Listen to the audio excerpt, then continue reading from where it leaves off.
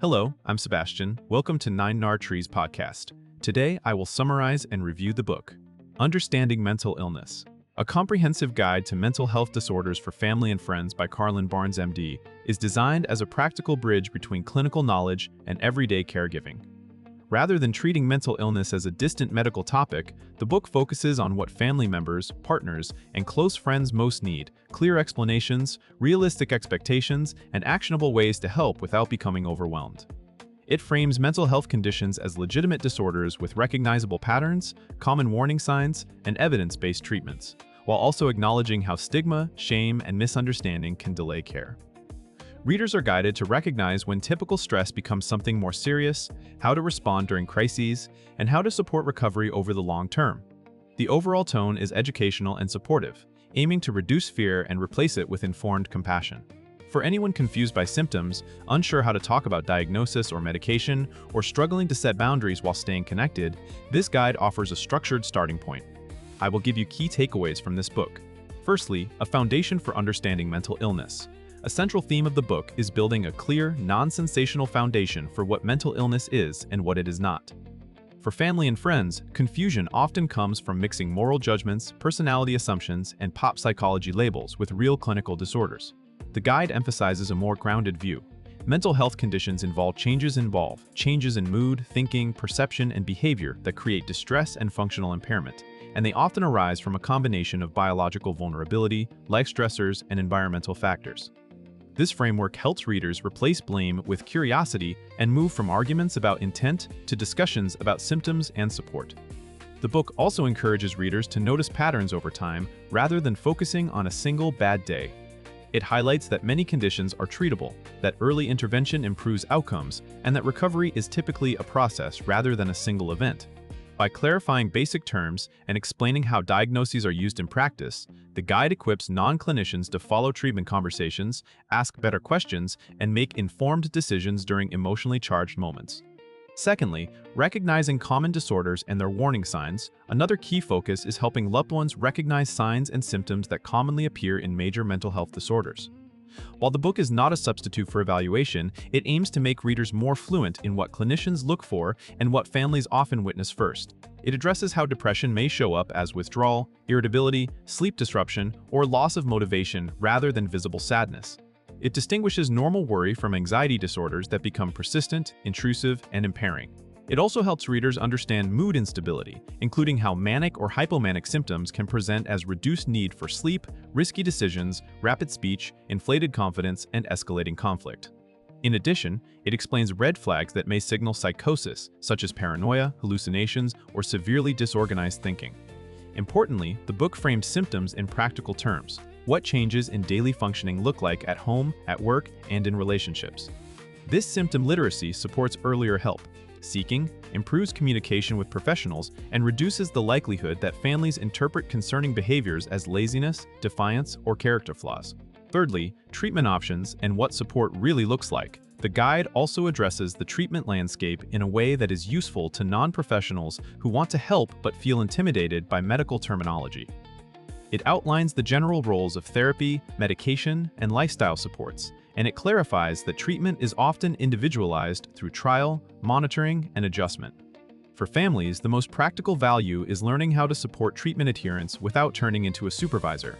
The book encourages collaborative language, respectful check-ins, and attention to barriers such as side effects, cost, transportation, and stigma. It also highlights the importance of consistent routines, sleep hygiene, substance use awareness, and stress reduction as recovery supports that families can influence. Readers are guided to think in terms of measurable outcomes such as improved daily functioning and reduced symptom intensity rather than perfection. By describing what progress may look like and why setbacks can occur, the book helps loved ones stay engaged for the long haul. It also positions professional care as a partnership where informed family members can provide crucial observations while still respecting privacy and autonomy. Fourthly, communication skills, boundaries, and reducing conflict at home. A major challenge in supporting someone with mental illness is maintaining a relationship that is caring but not enabling or chaotic. The book emphasizes practical communication strategies that reduce escalation and preserve dignity.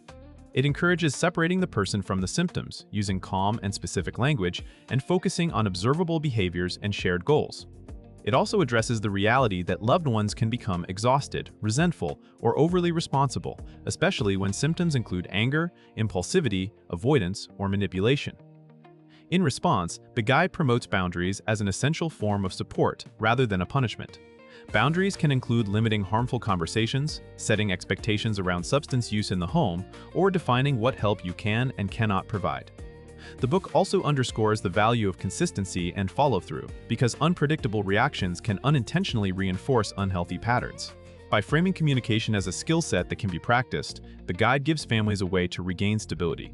It helps readers balance empathy with accountability, protect other household members, and keep the focus on recovery-oriented behavior. Lastly, crisis awareness, safety planning, and caregiver resilience. The book gives special attention to high-stakes situations where safety becomes the priority. Families often struggle to know when symptoms have crossed into crisis territory and what to do next. The guide encourages readers to take warning signs seriously, such as talk of self-harm, severe hopelessness, escalating substance use, threats, or inability to care for basic needs. It promotes proactive planning by discussing how a safety plan can reduce panic during emergencies, including knowing local resources, clarifying supportive contacts, and preparing for urgent evaluation when needed. Equally important, it highlights caregiver well-being as a core part of effective support. Without self-care and outside help, families can burn out, become reactive, or develop chronic anxiety themselves. The book encourages seeking education, peer support, and professional guidance, and it normalizes the emotional toll of caregiving. It also reinforces that you cannot control another person's choices, but you can control your response, your limits, and your willingness to involve appropriate professionals. This combination of crisis readiness and resilience helps readers provide steadier support while protecting their own health. In conclusion, this book is best suited for family members, partners, friends, and concerned coworkers who want to understand mental illness well enough to be helpful rather than harmful. It is also valuable for caregivers who feel stuck in cycles of arguments, confusion, or fear and need a clearer framework for what they are seeing. The benefit to a reader's life is practical: better symptom awareness, more effective conversations, and a stronger ability to support treatment and stability while maintaining healthy boundaries.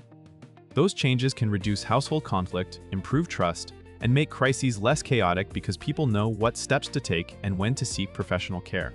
Compared with many mental health books that focus either on clinical detail or inspirational messaging, this guide stands out for its caregiver-centered orientation and its emphasis on actionable understanding. It aims to translate core concepts into everyday decisions, such as how to respond to mood shifts, how to encourage help without coercion, and how to protect your own well-being. For readers who want a structured, plain English starting point that respects both compassion and realism, it is a worthwhile purchase.